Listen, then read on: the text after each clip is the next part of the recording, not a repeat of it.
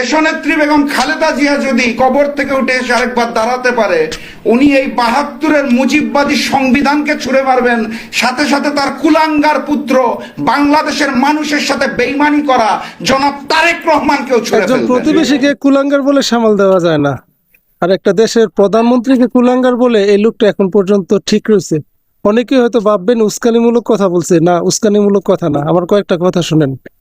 একটা প্রধানমন্ত্রী একটা দেশের নায়ক, একটা দেশের বর্তমান অভিভাবক, দেশের বর্তমান ও ভবিষ্যৎ ওনার উপর নির্ভর করে, সর্বোচ্চ সম্মানের অধিকার উনি।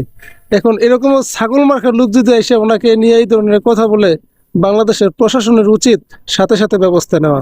আমি ব্যক্তিগত হয়তো ভাবে বা অন্য দল করতে পারি বা ওনার দল করতে পারি, আপনিও হয়তো বা ওনার দল করতে পারেন বা অন্য দল করতে পারেন, কিন্তু যে লোকটা সম্মানের, যে লোকটা সম্মান পাওয়ার যোগ্য, তাকে তো অবশ্যই সম্মান দেওয়া উচিত।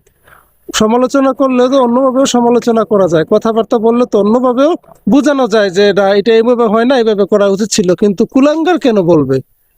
দেশে কি আইন আছে, নিয়ম কানুন আছে? আইন হচ্ছে শুধুমাত্র সাধারণ জনগণের জন্য। এখন আমি আপনি এই ধরনের কথা বলি, দেখবেন একটু পরে বাড়িতে পুলিশ এসে আমাদেরকে হাত পা বাইদা নিয়ে যেতেছে। কিন্তু এরকম একটা লোক মিডিয়ার সামনে যে এরকম এত বড় একটা কথা বললো, ওনার ব্যাপারে এখন পর্যন্ত কোনো আইনি পদক্ষেপ নেওয়া হয় নাই।